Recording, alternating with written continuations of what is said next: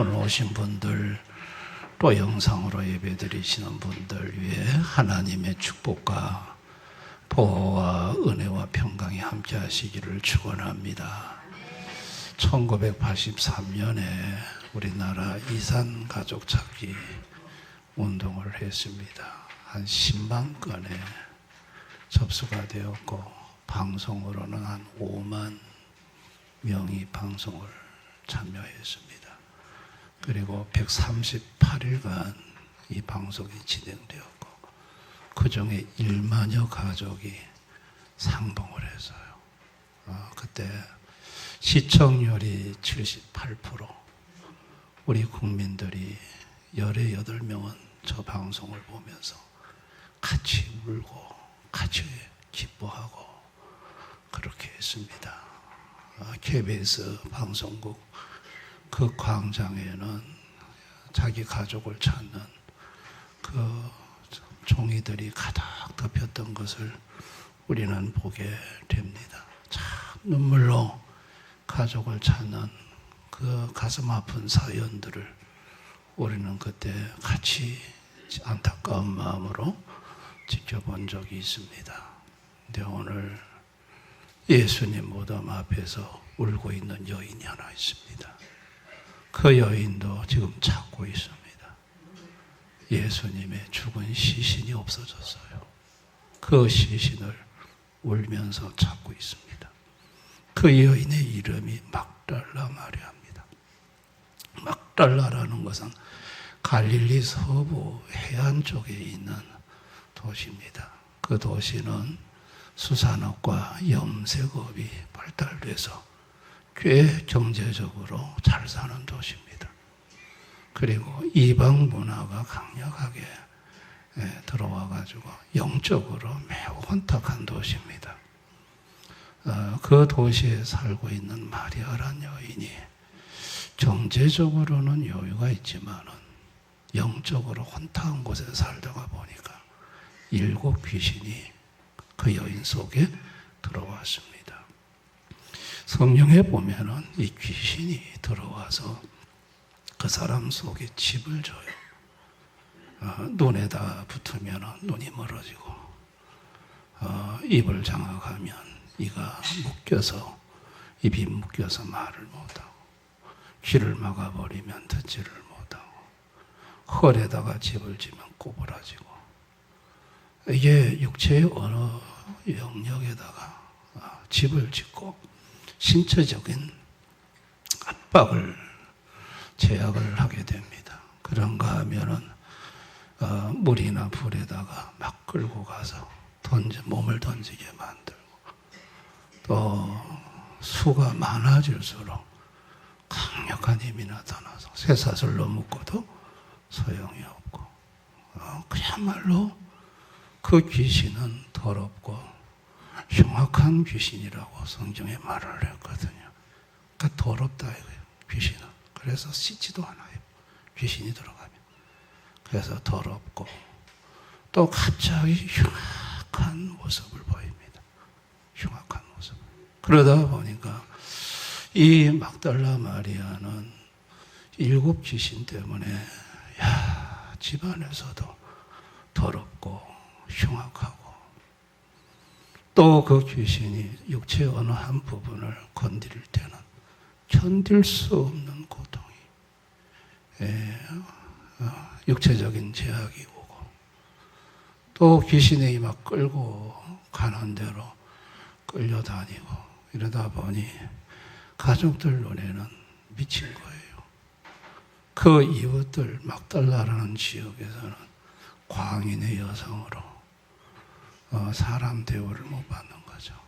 근데 막달라 마리아 편에서 보면 피해자예요. 자기가 그렇게 하고 싶다고 한 게 아니거든요. 7 귀신이 자기를 막 끌고 다니는 거거든요. 그런데 사람들 눈에는 귀신이 안 보이니까, 막달라 마리아만 보이니까 이 막달라의 마리아에게 모든 문제가 있다고 생각을 하는 거예요. 이해해주는 사람도 없고, 그러니 이 여인 혼자서 비통하게 우는 거예요. 이 문제를 어떻게 해결받냐는 거예요. 일곱 귀신으로부터 어떻게 자유할 수 있냐는 거예요. 이 여인은 그야말로 하루하루를 절망 중에 눈물로 살아가는 여인이었습니다. 여러분, 왜 인생이 이렇게 귀신에게, 사단에게 고통을 받게 됐을까요? 인류의 대표인 아담이 사단에게 문을 열어놨어요. 사단의 말을 들음으로 사단이 인간 세계에 들어와서 인간을 마음껏 유린할 수 있도록 문을 열어놨습니다. 이게 로마서 6장 16절 말씀이에요. 너희 자신을 종으로 내주어 누구에게 순종하든지 그 순종함을 받는 자의 종이 되는 줄을 너희가 알지 못하느냐. 인류의 대표인 아담이 사탄의 말에 순종을 했어요. 사탄의 말에 순종함으로 사단이 들어왔어요. 그리고 사단의 종이 되어버렸어요. 그 이후로 그 후손들이 사단과 그 졸개인 귀신들에 의하여 무참하게 짓밟히는 인생이 된 것입니다. 여러분, 막달라 마리아도 그 중에 한 명이에요. 그런데 그 막달라 지역에 예수님이 오셨어요. 자, 누가복음 8장 1절 3절에 그 후에 예수께서 각 성과 마을에 두루 다니시며 하나님의 나라를 선포하시며 그 복음을 전하실세 12 제자가 함께 하였고 또한 악기를 쫓아내심과 병고침을 받은 어떤 여자들 곧 7 귀신이 나간 자 막달라인이라 하는 마리아와 자기들의 소유로 그들을 섬기더라. 예수님이 막달라라는 곳에 오셨어요. 그리고 7 귀신의 악귀를 예수님이 쫓아내 주셨어요. 7 귀신이 나가고 나니까 막달라 마리아에게 그렇게 자기를 괴롭혔던 영들이 완전히 깨끗이 떠나고 나니까 이 여인이 너무 아름답고 종숙한 여인으로 바뀐 거예요. 그러 이 여인은 자기에게 새로운 인생을 찾아준 예수, 그분을 따라다니면서 경제적으로 여유가 있으니까 예수님을 섬겼어요. 예수님의 12 제자의 식사라든지 그런 부분들을 따라다니며 섬겼어요. 그게 이 여인에게는 행복이었고 기쁨이었어요.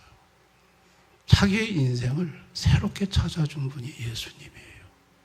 그 누구도 해결해 주지 못한 것을 예수님이 해결해 주셨어요. 그런데 사흘 전에 그 예수님이 십자가에 달리셔서 자기가 보는 앞에서 죽임을 당하셨어요. 너무나도 잔인하게 예수님이 값을 다 치렀다 테텔레스타이라고 말을 하며 숨을 거두는 것을 그 앞에서 봤습니다. 그리고 예수님은 장례가 집행이 됐고 예수님 몸에 유대인 장례의 방법은 죽은 시신에다가 향을 발라주거든요. 침향, 모략. 이게 죽은 분에 대한 유대인들의 냄새 방지도 있지만은 죽은 고인에 대한 예우이기도 해요. 그래서 3명의 여인이 막달라 마리아, 야고보 어머니 마리아, 살로메가 3명의 여인이 향유를 갖고 안식일 첫날 누가복음 24장 1절에 안식 후 첫날 새벽에 이 여자들이 그 중변 한 품을 가지고 무덤에 가서 이 3명의 여인이 무덤으로 간 거예요. 무덤에 도착을 해보니까 유대의 무덤은 우리나라처럼 땅을 파고 땅 속에 묻는 게 아니고 석회암 굴을 파서 거기에다가 굴 속에다가 시신을 안치해놓고 둥근 돌로 막아요. 이제 이 3명의 여인이 이거 그 돌을 누가 굴러내지? 그렇지만 우리가 3명이 힘을 합하면 안 굴러내겠나 하고 갔더니 그 돌이 굴러져 있었고 열려 있는데 예수님 시신이 없어진 거예요. 그래서 막달라 마리아가 그 길로 제자들에게 달려가요. 이 사실을 얘기했더니 베드로와 요한이 달려옵니다. 그 요한이 좀 빨랐어요. 먼저 도착했고 베드로가 뒤따라와서 무덤 속으로 들어갑니다. 가보니 예수님의 시신을 쌌던 세마포와 이 머리에 쌌던 수건은 아주 정결하게 기어 있었어요. 근데 아무도 없어요. 예수님 시신이 없어요. 그래서 다들 당혹해 하면서 다른 두 명의 여인과 베드로와 요한이 내려갔고 마리아 혼자 그 무덤 앞에 앉아서 울기 시작한 거예요. 예수님 시신이 없어진 거예요. 예수님을 너무나도 사랑했던 이 마리아, 예수님 시신, 그 시신의 향을 발라드려야 되는데 시신이 없어서 막 울으니까 그렇게 우는 마리아에게 보이지 않던 성이 보이기 시작해서 영안이 열리기 시작을 했어요. 그게 이제 12절 13절이에요. 흰 옷 입은 두 천사가 예수의 시체이었던 곳에 하나는 머리편에 하나는 발편에 앉았더라. 천사들이 이르되 여자여 어찌하여 우느냐 이르되 사람들이 네 주님을 옮겨다가 어디 두었는지 내가 알지 못함이니이다. 베드로와 요한이 왔을 때는 천사가 안 보였어요. 그런데 마리아가 거기 앉아서 울고 있으니까 주님이 영안을 열어주신 거예요. 영안을 열어주니까 천사들이 보인 거예요. 그 천사들이 물어요. 여자여 왜 우느냐? 내 주님이 없다는 거예요. 주님이 어디 가셨냐는 거예요. 여러분 그렇게 우는 마리아를 보시는 예수님이 16, 17절 예수님이 부활의 모습을 드러내십니다. 예수께서 마리아야 하시거늘 부활하신 주님이 마리아야 라고 이름을 부르셨어요. 마리아가 돌이켜 히브리 말로 라보니 하니 이런 선생님이라는 말이라 자꾸 존경하는 자에게 붙이는 말이에요. 라보니. 예수께서 이르시되 나를 붙들지 말라. 내가 아직 아버지께로 올라가지 아니하였노라. 나를 붙들지 말아라. 나를 내 몸을 만지지 말아라. 이거는 지금까지 마리아야 네가 나를 만나는 방식과 이제부터는 다른 방식으로 나를 만나야 한다 라는 의미예요. 지금까지는 육체로 계신 예수를 섬겼어요. 근데 이후로 부활 이후로는 그 방식으로 예수님을 만나지 못해요. 이제 좀 있으면 예수님은 승천하시고 성령으로 말씀으로 예수님을 만나게 되는 거예요. 이 만나는 방식이 달라졌음을 마리아한테 말씀을 하셨어요. 마리아는 다시 사신 예수님이 자기 이름을 부르실 때 얼마나 놀랐고 얼마나 감사했는지. 여러분, 분명히 죽으셨어요. 그런데 사셨어요. 여러분, 이 예수님이 누구실까요? 어떤 하나님이실까요? 이 예수님의 속성이 뭘까요? 저는 이 부활에서 두 가지를 봅니다. 첫째가 전능성이에요. 여러분, 예수님 죽으셨어요. 근데 살아났어요. 근데 살아나셨는데 죽지 않는 몸, 썩지 않는 몸, 강한 몸, 시공간을 통과하는 신령한 몸, 영의 몸으로 살아났어요. 인류 역사상 죽었다가 이렇게 부활의 몸으로 살아난 자가 없어요. 예수님이 최초예요. 사망 권세를 완전히 깨고 살아나신 이분, 다시 죽지 않는 몸을 가진 이분, 그분이 누구냐는 거예요. 전능하신 하나님이에요. 그래서 창세기 17장 1절 나는 전능한 하나님이라. 마태복음 19장 26절 사람으로는 할 수 없으나 하나님으로서는 다 하실 수 있느니라. 계시록 1장 8절 주 하나님 이르시되 전에도 있었고 장차 올 자요 전능한 자라 하시더라. 예수님 누구신가? 전능하신 하나님, 전능하신 분이에요. 아멘.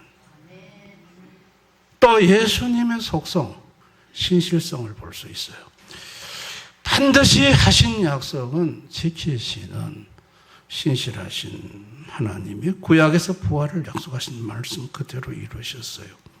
욥기서 19장 25절 27절에 내가 알기에는 나의 대속자가 살아계시니 내 가족이 복김을 당한 뒤에도 내가 육체 밖에서 하나님을 보리라. 나의 대속자가 살아계시니 예수님이에요. 예수님이 살아계신다는 거예요. 내 가족이 복김을 당한 뒤에도 죽음 이후에 내가 육체 밖에서 하나님 부활의 몸으로 내가 주님을 볼 거라는 거예요. 이게 구약에서 부활에 관한 아주 명확한 말씀이에요. 그리고 시편 16편 10절 다니엘 12장 2절도 부활에 대한 약속을 하셨어요. 고린도전서 15장 3절 4절에 성경대로 사흘 만에 다시 살아나사 구약에 약속한 성경 말씀대로 다시 사셨어요. 마태복음 12장 40절 요나가 밤낮 사흘 동안 큰 물고기 뱃속에 있었던 것 같이 인자도 밤낮 사흘 동안 땅속에 있으리라. 요나가 물고기 뱃속에 있었던 사건을 예수님이 직접 언급하면서 그것이 바로 부활을 의미하는 거였다. 물고기 뱃속에 사흘 있었던 것처럼 나는 땅속에 사흘 있다가 다시 살아난다. 구약의 약속의 말씀을 그대로 지키신 신실한 하나님이십니다. 이 전능하신 예수님이 이 땅에 오셨어요. 그분의 전능성이 나타났어요. 육체를 입으셨지만 그러나 안 믿는 인간은 끝까지 안 믿어요. 마태복음 12장 24절 바리새인들이 듣고 이르되 이가 귀신의 왕 바알세불을 힘입지 않고는 귀신을 쫓아내지 못하느니라. 예수님의 전능성을 귀신의 왕 바알세불의 힘이라고 말을 했어요. 바알제불, 바알신을 높이 부르는 말이 바알제불이에요. 그걸 이스라엘 백성들이 비웃는 말로 바알세불이라고 했어요.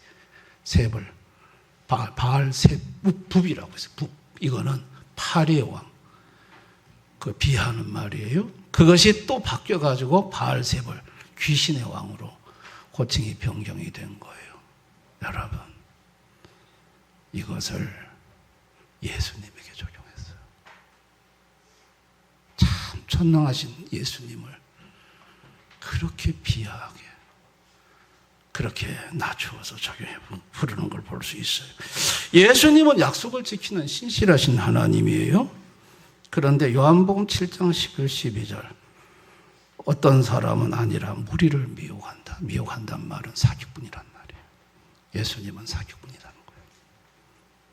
신실하신 약속을 지키시는 그분을 사기꾼으로 취급을 했어요.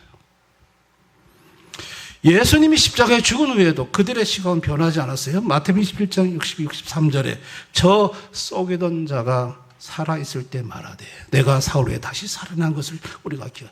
저 쏘기던 자가 예수님을 쏘기는 자로 간주를 했어요. 여러분, 무덤에 안치하고 로마 군병이, 중무장한 로마 군병이 무덤을 지켰습니다. 로마 군인들이 예수님 살아난 걸 봤어요. 대제사장 가서 보고를 했습니다. 큰일 났습니다. 말씀대로 정말 살아났거든요. 그래서 돈을 주기로 하고 이 사건을 조작하기로 했습니다. 마태복음 28장 15절 군인들이 돈을 받고 가르친 대로 하였으니 이 말이 오늘까지 유대인 가운데 두루 퍼지니라. 제자들이 와서 시신 훔쳐갔다고 말을 해라. 대신 돈 줄게. 그래가지고 돈으로 예수님의 부활 사실을 엉뚱한 것으로, 제자들이 훔쳐간 것으로 그들은 조작을 했습니다. 여러분, 예수님의 제자들이 훔쳐갔다면 지들은 그러면 지키는 자기들은 잤다는 얘기인데 자면서 어떻게 제자인 줄 알아요? 그것도 말이 안 되는 소리고. 그리고 제자들은 로마 군인들이 무서워가지고 십자가 달리실 때 다 도망갔거든요. 근데 충무장한 로마군 지키는 무덤으로 제자들이 찾아온다. 그건 불가능한 일이에요. 그리고 훔쳐갔다면 무덤 안에 세마포하고 그 수건이 막 흐트러져 있어야 돼요. 근데 딱 베드로가 들어가 보니까 정돈되어 있었어요. 그 이들은 논리적으로도 안 맞아요. 그렇게 조작을 했습니다. 근데 문제는 뭐냐면 팩트예요. 예수님이 부활을 하셨다는 거예요. 그리고 그 부활하신 예수님을 마리아는 지금 눈으로 보고 있어요. 마리아만 본 게 아니에요. 자, 고린도서 15장 3절 8절. 게바에게 보이시고 후에 12제자에게와 그의 500형제에게 일시에 보이셨나니 그 중에 지금까지는 대다수는 살아있고 어떤 사람은 잠들었으며 그의 야곱에게 보이셨으며 그의 모든 사도에게 맨 나중에 만삭되지 못한 자 같은 내게도 보이셨느니라. 게바 12명 500명의 성도들은 일시에 봤는데 대다수가 살아있대요. 부활이 의심스러우면 따로따로 불러다가 물어보면 되잖아요. 일시에 동시에 봤으니까 500명의 말이 똑같아야 된단 말이에요. 살아있는 예수님의 부활을 목격한 살아있는 사람들이 있다는 얘기예요. 여러분, 부활을 목격한 사람들은 다 바뀌었습니다. 부활하신 예수님을 만난 자들 앞에 부활이 가짜다 거짓이다, 이 팩트 앞에는 이게 통할 수가 없는 것입니다. 믿음이라는 건 뭘까요? 믿음이라는 것은 부활을 믿는 것입니다. 예수님 십자가의 죽으심, 그거는 뭐 죽으셨다? 그건 내가 믿어. 근데 부활하셨다? 아이고, 어떻게 죽은 자가 살아나지? 그걸 어떻게 믿어? 여러분, 기독교의 가장 넘기 어려운 장벽이 부활신앙이에요. 십자가의 죽으심까지는 믿겠는데 예수님이 부활하셨다, 이거는 나는 못 믿겠다. 이게 굉장히 높은 벽이에요. 이 벽을 넘지 못하고 미끄러지는 사람이 한둘이 아니에요. 부활은 어떻게 보면 내가 믿겠다고 해서 믿어지는 영역이 아니에요. 이거는 믿어지는 영역, 믿음이 선물로 와지는 영역이에요. 부활이 그냥 믿어지는 거예요. 아멘. 부활을 믿지 못하게 되면 죄된 인간은 두 가지 죽음의 공포, 사탄의 공격 속에 살아가야 합니다. 그래서 하나님 아버지가 아들 예수를 이 땅에 보내어 부활을 통해 죽음과 사단의 손아귀에서 벗어나게 하고자 하셨던 거예요. 아멘. 막달라 마리아, 그녀는 울고 있었습니다. 그런데 부활의 예수님이 나타나셔서 마리아야 이래 부르니까 그 눈물이 기쁨의 눈물로 바뀌었어요. 얼마나 기쁜지. 예수님이 살아계신 거예요. 살아계신 거예요. 마리아는 예수님으로부터 놀라운 말씀을 듣습니다. 자, 요한복음 20장 17절. 우리 한번 이 중요한 구절이라서 다 같이 한번 읽어봅니다. 시작. 예수께서 이르시되 나를 붙들지 말라. 내가 아직 아버지께로 올라가지 아니하노라. 너는 내 형제들에게 가서 이르되 내가 내 아버지 곧 너희 아버지, 내 하나님 곧 너희 하나님께로 올라간다 하시니. 마리아가 들은 주목하는 말은 형제라는 말이에요. 예수님 사역 초기에는 제자라는 호칭을 썼어요. 배우고 따르는 자라는 의미입니다. 사역 후기에는 종이라는 말을 썼어요. 주인의 뜻에 순종하는 자라는 말이에요. 최후의 만찬에서는 친구라는 말을 쓰셨어요. 속마음을 나누는 친밀한 관계라는 의미입니다. 부활 이후에는 형제란 말을 쓰셨어요. 생명을 나눈 가족이란 말이에요. 부활에 생명을 나눈 가족. 이제부터 너와 나는 가족이다. 형제다. 그리고 내가 부르는 그 아버지가 너의 아버지다. 내 하나님이 너의 하나님이다. 새로운 부활 생명의 가족이 태동이 된 거예요. 새로운 인류가 등장한 거예요. 부활 생명을 소유한 새로운 인류의 첫 등장이 이 첫 부활을 목정한 마리아가 주인공인 거예요. 이건 놀라운 은혜입니다. 그로부터 마리아는 부활을 전하는 자가 되었고, 그리고 영원히 마리아는 죽음의 공포에서 벗어났고 죽음을 무기로 삼는 마귀의 공격에서 영원히 자유할 수가 있었습니다. 그리고 마리아 자신도 이 다음에 부활에 예수님 몸처럼 부활을 할 것입니다. 고린도서 15장 42, 44절에 우리 다 같이 한번 읽어봅니다. 시작. 죽은 자의 부활도 그와 같으니 썩을 것으로 신고 썩지 않을 것으로 다시 살아나 욕된 것으로 신고 영광스러운 것으로 다시 살아나 약한 것으로 신고 강한 것으로 다시 살아나 육의 몸으로 신고 신령한 몸으로 다시 살아나나 육의 몸이 있은즉 또 영의 몸도 있느니라. 결국은 마리아도 예수님처럼 부활의 몸을 갖게 되는 것입니다. 이게 마리아의 놀라운 축복입니다. 오늘 우리가 사는 이 현대인들을 우리 좀 보십시다.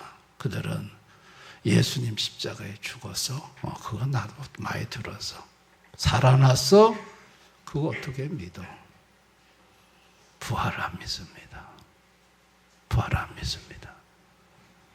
여러분, 예수님 부활을 믿지 못하면 사단의 공격 속에 죽음의 무기에 치명적인 약점을 갖게 되고, 그리고 죽음으로 협박하는 그 죽음의 위협에 평생 묶여서 종노릇하며 살아가는 인생이 되고 마는 것입니다. 마귀는 항상 죽음으로 공격을 합니다. 저는 섬사역할 때 여중생 이양인 박정현 자매 그 여중생 교회를 처음 나왔을 때 얼마 다니고 예수가 이제 믿어지려고 할 때 집에만 돌아가는 길에 시커먼 게 나타나서 교회 가면 죽인다. 마귀가 그렇게 자기 보고 말을 하더라는 것입니다. 그래서 죽이면 죽이라고 해라. 예수님이 나를 살린다 그랬더니 그날 밤에도 그렇게 나타나 죽인다고 할 때 대적했더니 물러가더라는 것입니다. 저는 이와 같은 케이스를 여러 번 경험했습니다. 사단은 끊임없이 죽음을 가지고 공격을 하고 묶어매고 그리고 고통을 줍니다. 이 죽음에서 자유하는 길은 부활 신앙을 갖지 않고는 불가능합니다. 아멘. 성도의 축복은 뭐냐? 성도는 누구냐? 성도는 부활을 믿는 사람이 성도입니다. 부활을 믿는 사람. 이게 어떻게 보면 부활이 믿어지는 사람이 성도입니다. 예수님이 십자가에 죽으셨다가 부활하셨다. 이거 도무지 믿어지지가 않았는데 어느 날 어느 순간 주님이 그게 믿어지도록 하십니다. 할렐루야. 그때부터 그 성도는 죽음의 공포에서 자유를 얻습니다. 하나님 나라를 상속하는 부활 생명을 소유한 하나님 나라의 진정한 가족이 됩니다. 하나님을 아버지라고 부르게 됩니다. 하나님 나라의 가족이 되는 가장 그 핵심이 뭐냐? 부활입니다. 부활입니다. 부활을 믿느냐는 겁니다. 부활이 믿어지느냐는 거예요. 아멘. 이게 믿어지는 일. 축복이에요. 어려운 일을 당할 때 내 주님이 살아계시는데 부활하셨는데 그 주님 앞에 가면 주님이 문제를 풀어주시고 해결하신다는 거. 그 소망으로 사는 사람이 성도입니다. 여러분, 저는 묻고 싶습니다. 예수님 십자가에 죽으셨다는 거, 그건 누구나 다 믿습니다. 여러분, 예수님 사흘 만에 분명히 살아나셨다는 부활이 믿어지십니까? 그게 믿어지셔야 합니다. 저는 그게 안 믿어져서 교회 떠났습니다. 대학교 때. 부활이 안 믿어지니까 다 걸려. 교회에서 목사님 설교하는 게 다 걸려. 목에 가시가 걸리듯 다 걸려. 부활이 안 믿어지면 성경의 모든 게 안 믿어져요. 안 믿어져요. 그런데 부활이 믿어지면 성경의 모든 게 다 믿어져요. 부활이 안 믿어져서 교회 다니다가 교회를 떠났습니다. 저는 교회 밖에서 부활의 주님을 만났어요. 십자가의 불을 들고 저를 찾아오신 주님, 병중에. 저는 주님이 그렇게 살아계시다는 걸 알고 보름을 눈물로 보냈어요. 그리고 지금까지 목회를 해오면서 주님이 살아계셔서 중요한 순간순간마다 만나주시고 문제를 풀어나가 주시고 해결해 주신 살아계신 주님을 수없이 경험을 했습니다. 할렐루야. 예수님 살아계십니다. 그러면 부활의 주님을 어떻게 믿을 수 있는가? 목사님처럼 십자가 불을 들고 오는 그 주님을 봐야 믿을 수 있는가? 그거는 주님이 일방적인 방식이 아닙니다. 누가복음 24장 32절을 한번 보십시오. 우리 한번 다 같이 읽어봅니다. 시작. 그들이 서로 말하되 길에서 우리에게 말씀하시고 우리에게 성경을 풀어주실 때 우리 속에서 마음이 뜨겁지 아니하지나. 엠마오로 내려가는 두 제자, 지금 부활의 주님이 옆에 함께 동행하는데 부활의 주님 눈에 안 보였습니다. 대신 뭘 풀어줬느냐?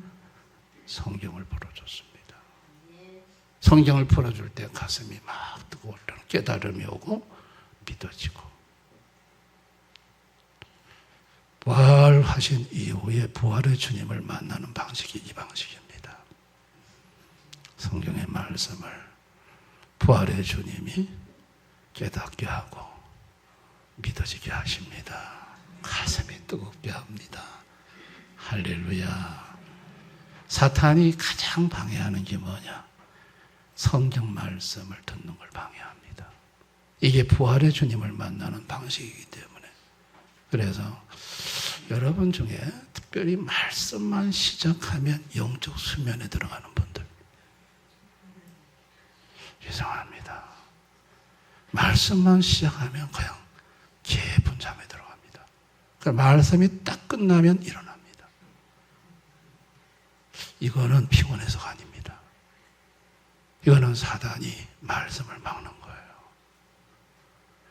또 말씀을 들을 때 속에서 막 저항감이 막 일어나는 분들, 막 화가 나고 막 분이 나고 막 목사님 말씀을 들을 때 막 속에서 견딜 수 없는 저항감이 막 일어나. 이거 문을 꽉 차고 나가고 싶어. 여러분, 왜 그럴까요? 하나님 순수하게 지금 예수님 얘기만 하고 있는데 왜 화가 날까요? 사단의 역사입니다. 말씀을 못 듣게 하는 거예요. 말씀을 들을 때 온갖 이생의 염려, 재래의 유혹, 가시밭 같은 마음, 온갖 망가지가 막 떠오르면서 말씀에 집중하지 못하는 거. 이게 말씀을 막는 거예요. 아멘. 말씀을 들으려고 목사님을 쳐다봤는데 목사님 말씀은 안 쳐다보이고 안 들리고 목사님 오늘 넥타이가 색깔이 왜 저렇노? 또 어떤 사람은 목사님이 2개, 3개로 보인다고 그러고. 예? 엉뚱한 것에 자꾸 관심을 갖게 해서 말씀 자체를 못 듣게 만드는 거예요. 사단의 역사입니다. 왜 말씀을 차단할까요? 부활의 주님을 말씀을 통해서 만나기 때문에 그렇습니다. 아멘. 그걸 막는 거예요. 그래서 말씀 시간에 이 방해를 받는 분들은 기도하셔야 합니다. 기도하셔야 됩니다. 그리고 반드시 말씀과 접속이 돼야 됩니다. 그리고 그 말씀을 주님이 지금은 성령님이 오셔서 풀어주실 때 여러분 가슴이 감동이 되고 뜨거워져야 합니다. 할렐루야. 요한복음 20장 29절 예수께서 이르시되 너는 나를 본 거로 믿느냐? 보지 못하는 자들은 복되도록 하시느라 육안으로 보고 믿겠습니다. 이게 방식이 아닙니다. 진정한 복은 뭐냐? 이제는 주님이 성경을 통해서 풀어주시고 깨닫게 하심으로 주님이 믿어지게 하는 거예요.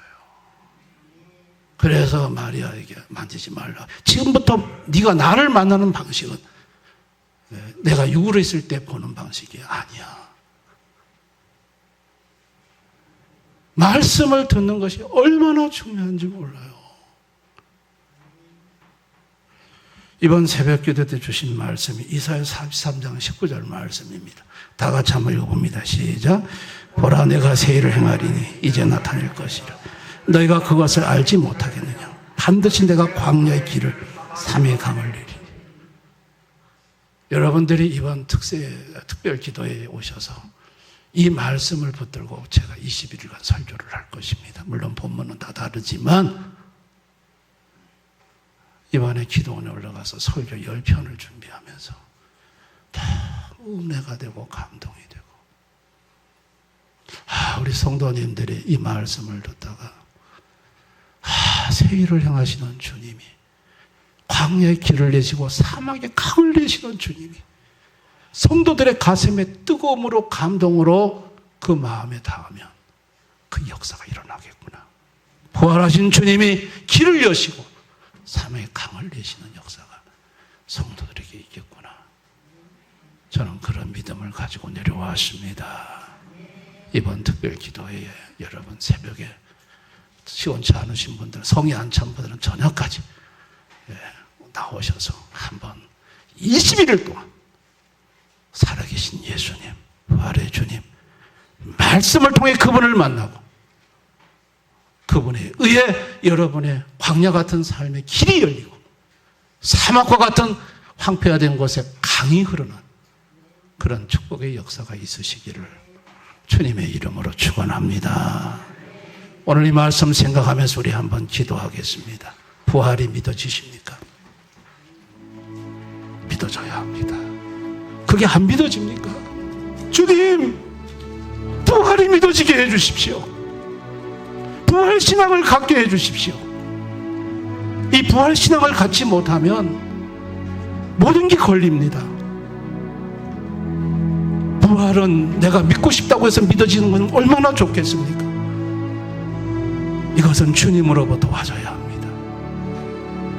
예수님 부활하신 이 부활의 신앙이 믿어지게 해주십시오. 말씀을 듣는 도중에 내 가슴이 뜨거워지게 해주십시오. 말씀을 깨달아지게 해주십시오. 믿어지게 해주십시오. 특별 기도해 보라 내가 새 일을 행하겠다.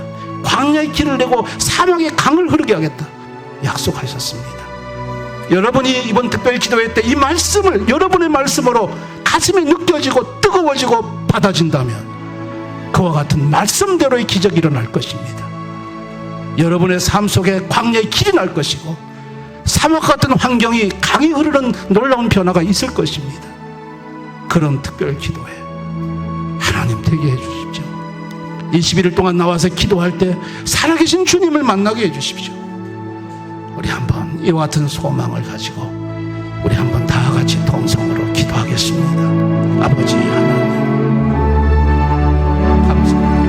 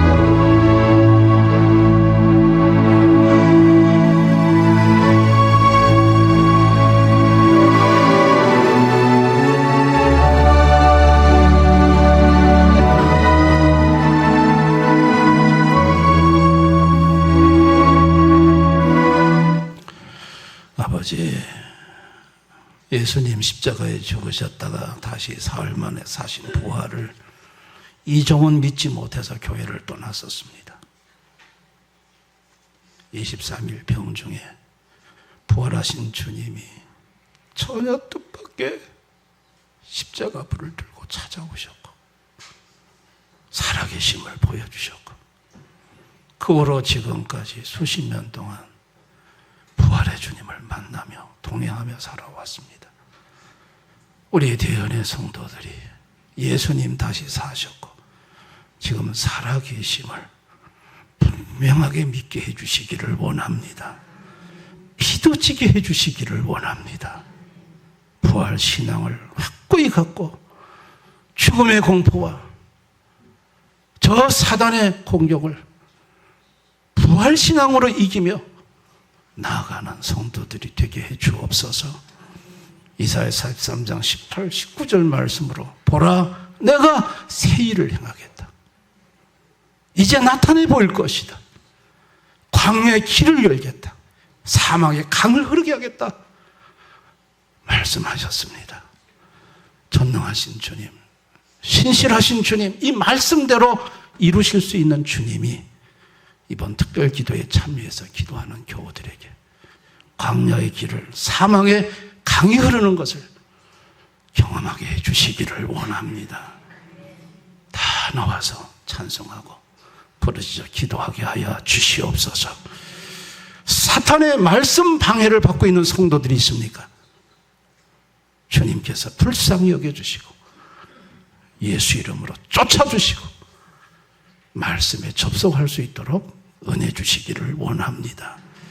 예수님 이름으로 기도드리옵나이다. 아멘.